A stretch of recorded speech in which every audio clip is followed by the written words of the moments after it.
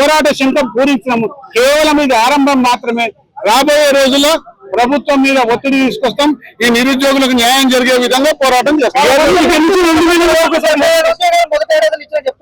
మరి రండి ఛాలెంజ్ చేస్తాం. ఇవాళందరం కూడా మేమందరం కూడా హైదరాబాద్ లో ఉన్న శాసనసభ్యులందరినీ కూడా ఏదో విధంగా నయానో భయానో బదిలాడి తీసుకొచ్చే బాధ్యత నాది. రాజీనామా పత్రాలు తీసుకొచ్చి ఆడ మీడియా ముందర పెట్టి లెక్క పెడతాం. ఎవరు కరెక్ట్ ఉన్న సంగతి. ఆయన కరెక్ట్ అంటేనేమో మేము రాజీనామా ఇచ్చి ఇంటికి వెళ్ళిపోతాం. చెంపలు వేసుకొని తప్పయ్యాను. మాది కరెక్ట్ అయితే ఆయన రాజీనామా ఇచ్చి పోతాడా? ఆ విషయం ఒకసారి ముఖ్యమంత్రి గారు సీరియస్ వార్నింగ్ ఇస్తా ఉన్నాడు సార్. ఇన్ని రోజులు అంటే ఊకున్నా కానీ ఇప్పుడు ఊకు ఇచ్చిన అధికారాలు మాకు కూడా ఉన్నాయి, మేము అవి పాటించాల్సి వస్తుంది. చాలా మంది మీద లీగల్ గా చర్యలు తీసుకుంటామని కొంచెం వార్నింగ్ ఇచ్చినట్టు కనిపిస్తా ఉంది. వాళ్ళు లీగల్ గా చర్యలు తీసుకుంటామని బెదిరిస్తాడు. బెదిరిపోయేటోడు ఎవరు లేరు. ఇక్కడ బెదిరిపోయేటోడు ఎవరు లేరు. మేమందరం కలిసి చర్యలు తీసుకుంటే ఆయన ఎక్కడ పోతాడో సంగతి ఫస్ట్ ఆయన ఒకసారి ఆలోచన చేసుకోమని చెప్పండి. అంటే కొంచెం స్వార్థం కోసం వాళ్ళ స్వప్రయోజనాల కోసం చేస్తున్నారు. ఇది అసలు మంచిది కానీ అని ఆ ప్రెస్ మీట్ లో మాట్లాడాను సార్. అది ఆయన మాట్లాడతాడేమో, ఎందుకంటే గవర్నమెంట్ గా తొత్తుగా ఉన్నారు కాబట్టి మాట్లాడతాడేమో. రేపు భవిష్యత్తులో ఎప్పుడైనా సరే అటువంటి అబద్ధాలు మాట్లాడే వాళ్ళకి గట్టిగా గుణపాఠం. ఇలాంటి నాయకులు నిరుద్యోగులను రెచ్చగొడతా ఉంది కాంగ్రెస్ ప్రభుత్వం మీద, ఉసుగొలుపుతా ఉంది అనేది రేవంత్ రెడ్డి అనేక దఫాలుగా మాట్లాడుతుంటారు. 2 లక్షల ఉద్యోగాలు సంపూర్ణంగా ఇచ్చింది కాబట్టి రెచ్చగొడుతున్నాం. మేము లెక్కలతో సహా ఇలా చెప్పినాం కాదు, లెక్కలతో సహా ఇలా చూపెట్టాం ఎన్ని లక్షల ఉద్యోగాలు. గతంలో ఇచ్చిన 12,000 ఉద్యోగాలు కూడా గతంలో బీఆర్ఎస్ పార్టీలో ఇచ్చిన ఉద్యోగాలలో కొన్ని ఉన్నత స్థాయి ఉద్యోగాలు వస్తాయి. అవన్నీ కూడా కింది స్థాయి ఉద్యోగాల్లో వదులుకున్న పోస్టులు అనేది దాదాపు 8,000 ఉన్నాయి. అంటే 12,000లో 8,000 పోస్టులు వదులుకున్న పోస్టులు ఉన్నాయి. ఇంకా వాళ్ళు ఇచ్చిందేమో 4,000 పోస్టులు ఇచ్చిండ్రు. కాబట్టి అడ్డంగా అనేక రకాలుగా అబద్ధాలు ఆడుకుంటే ప్రజలను మభ్యపెట్టి మోసం చేద్దాం అనుకున్న ఈ కాంగ్రెస్ పార్టీకి బుద్ధి చెప్పే రోజులు దగ్గరకు వచ్చినాయి. ఇకనైనా కళ్ళు తెరవండి, ఇకనైనా నిజాలు చెప్పండి. మభ్యపెట్టి మాయ చేసే ఆలోచనలు మానుకోమని చెప్పేసి హితవు వలుపుతాం. బీఆర్ఎస్ పార్టీ అండగా ఉంటుంది. వాళ్ళ సార్ పోరాడతాం, నిలబడతాం. వాళ్ళకు చెప్పిన మాటలన్నీ కూడా పూర్తయ్యే వరకు ప్రభుత్వం మీద పోరాటం చేస్తాం. రాష్ట్ర డీజీపీ 18,000 పోస్టులు ఖాళీ గురించి చెప్తా ఉన్నారు. కానీ రాష్ట్ర ప్రభుత్వం ఎందుకు వేయలేకపోతా ఉంది? దీనిపై ఏం చెప్తారు? అదే ప్రభుత్వం నిర్లక్ష్యం అయిపోయింది. వాళ్ళు గద్దెనెక్కిండు, నిరుద్యోగులు ఓట్లేసిండు, గెలిపించిండు. లెక్క చెప్పింది ముఖ్యమంత్రి గారు. 30 లక్షల నిరుద్యోగులు, వాళ్ళ కుటుంబ సభ్యులు ఇద్దరు 90 లక్షల ఓట్లు వేస్తే మాకు సీట్లు వస్తాయి, గెలుస్తామని చెప్పిండు. గెలిచిండు, అయిపోయింది. ఇక వాళ్ళతో పని లేదు కాబట్టి వదిలిపెట్టేసింది కదా. నా పేరు వచ్చేసి చరిపోయిన అన్న. ఏదైతే పోలీస్ నోటిఫికేషన్ గురించి మేము గత 4-5 సంవత్సరాల నుంచి ఫైట్ చేస్తా ఉన్నాము. గత బీఆర్ఎస్ గవర్నమెంట్ కూడా మేము ఫైట్ చేయడం జరిగింది. జీవో 46 అనేది గ్రామీణ ప్రాంతాలలో చదువుకుంటున్న నిరుద్యోగులకు ఇది ఒక గుదిబండ లాగా తయారైంది.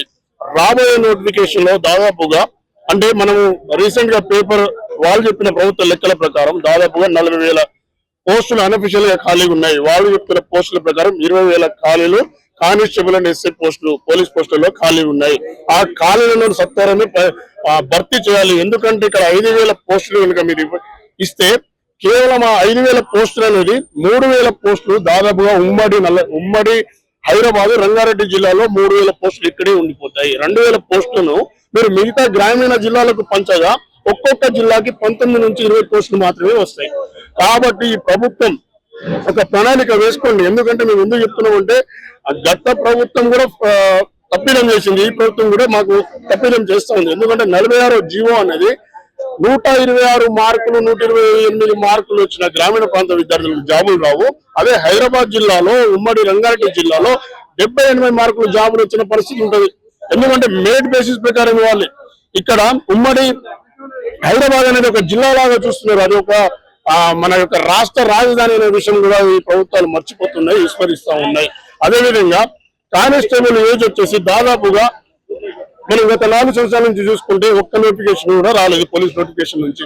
గతంలో 2016లో 2018 2022 వచ్చినప్పుడు 18,000, దాని తర్వాత 12,000 16,000 ఇలా జమ్మూ నోటిఫికేషన్ వచ్చింది తప్ప 5,000 పోస్టులు రాలేదు. సత్వరమే ఈ ప్రభుత్వానికి విజ్ఞప్తి చేస్తుంది ఏంటంటే 20,000 పోస్టులు తోటి వెంటనే ఖాళీలను భర్తీ చేయాలి. అదేవిధంగా ఏజ్ రిలాక్సేషన్ అనేది కానిస్టేబుల్ కి 36 ఏజ్ ఇవ్వాలి, ఎస్ఐకి 38 ఏజ్ ఇస్తేనే ఈ యొక్క గ్రామీణ ప్రాంత విద్యార్థులకు అదేవిధంగా పోలీస్ అభ్యర్థులకు న్యాయం జరుగుతుంది. అదేవిధంగా ఏదైతే ప్రభుత్వాలు ఎంతసేపు అంటే నేను ఎవరిని ఇక్కడ కించపరచలేదు, రైతులకు వచ్చేసి వారికి ఒక ఆర్థిక శాఖ అంటే బడ్జెట్ పెట్టినప్పుడు వాళ్ళకి ఒక నిధులు కేటాయిస్తున్నారు, వాళ్ళకి నిధులు కేటాయిస్తున్నారు. మిగతా ఒక బడుగు బలిగిన వర్గాలకు అందరికీ నిధులు కేటాయిస్తున్నారు. ఇక్కడ నిరుద్యోగులు విస్మరిస్తా ఉన్నారు. రాజు యువ వికాసం అనే ఒక పథకం తీసుకొచ్చారు.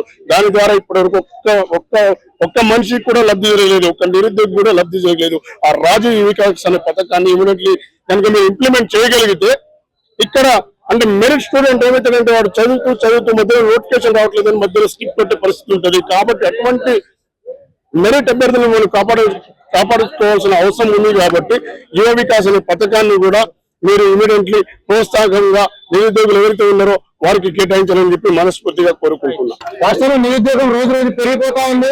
దేశంలో గాని ఇక్కడ గాని తెలంగాణ రాష్ట్రం ఈ రోజు కాంగ్రెస్ పార్టీ 420 హామీలు 420 దొంగ హామీలు ఇచ్చి ఈరోజు గద్దెనెక్కి కేవలం నిరుద్యోగుల పక్షాన ఈరోజు నిలబడి మేము వాళ్ళ కోసం పనిచేసి మరి గెలిపించడం జరిగింది. కానీ నిరుద్యోగులను పట్టించుకోకుండా ఈ రోజు ముఖ్యమంత్రి స్థాయిలో ఉన్న రేవంత్ రెడ్డి గారు మరియు రాహుల్ గాంధీ గారు స్వయంగా వచ్చి మన అశోక్ నగర్ కి వచ్చి వారు హామీ ఇవ్వడం జరిగింది. ప్రియాంక గాంధీ గారు ఇవ్వడం జరిగింది. వాళ్ళు ఎక్కడ ఉన్నారు? ఈ రోజు వాళ్ళు వచ్చి ఇక్కడికి అశోక్ నగర్ కి వచ్చి మరి అడగాలి. ఇప్పుడు ఎన్ని నోటిఫికేషన్లు ఇచ్చినారు, ఎంత మందికి పోస్టులు భర్తీ అయినాయి, 40,000, 60,000, 80,000 అని నంబర్లు చెప్తున్నారు. కానీ నిజమైన నంబరు ఆర్టీఐ ద్వారా పెడితే 13,000 మంది మాత్రమే, 13,000 మంది ప్లస్ ఉద్యోగాలు మాత్రమే ఇచ్చినారు. కానీ అఫీషియల్ గా నోటిఫికేషన్ ఇంకా ఇచ్చినారు. కానీ దానికి ఎలాంటిది వాళ్ళు 60,000, 70,000 అని చెప్తున్నారు. కానీ కేవలం వాళ్ళ రాజకీయం గురించి మాత్రం చెప్తున్నారు తప్ప ఇది భవిష్యత్తులో నిరుద్యోగులు వాళ్ళ గొంతులు బలంగా వినిపిస్తారు. అసెంబ్లీ ముట్టడి అవుతుంది, సెక్రటరీ ముట్టడి జరుగుతుంది. రాబోయే రోజుల్లో కేవలం 100% గా ఎంతమంది ఇదైతే ఉన్నారో అన్ని నోటిఫికేషన్లు భర్తీ చేయాలి. వెంబడిగా రేవంత్ రెడ్డి గారికి తక్షణమే మేము అనుకున్నాము, మాకు మా ఆవిర్భావ దినోత్సవ రోజు ఏదైనా నోటిఫికేషన్ వస్తుందని తీపికబడి ఉంటుందేమోనని నిరుద్యోగుల తరఫున మేము ఆశగా చూసినాము. కానీ రాలేదు. కేవలం ముష్టి ఇచ్చినట్టు 18,000 ఉద్యోగాలు ఇస్తామని చెప్తే ముష్టి 200 మాత్రం ఇవ్వడం జరిగింది. అది కేవలం 200 ఏడు సరిపోతాయండి. ఇన్ని లక్షల మంది ఉద్యోగాలలో కేవలం 200 ఉద్యోగాలు ఎవరు సరిపోతుంది? ఎవరికి ఇస్తారు?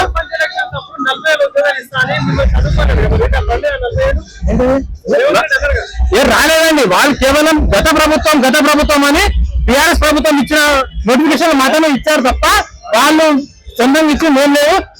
అఫీషియల్ గా వాళ్ళు ఇచ్చింది కేవలం 13,000 ఉద్యోగాలు మాత్రమే. దానికన్నా ముందు ఏం ఇవ్వలేదు. కేవలం టిఆర్ఎస్ గవర్నమెంట్ మేము ఏరికొడితే తెచ్చుకున్నామని గత ప్రభుత్వం టిఆర్ఎస్ ఇవ్వలేదు అంటే వీళ్ళకైనా ఇస్తారేమో 2 లక్షల ఉద్యోగాలని చెప్పినారు. కాబట్టి వాళ్ళ మేనిఫెస్టో ఇచ్చినారు. కాబట్టి వాళ్ళు ఇప్పటికైనా ఇస్తారేమోనని మేము చాలా నమ్మినాము. కానీ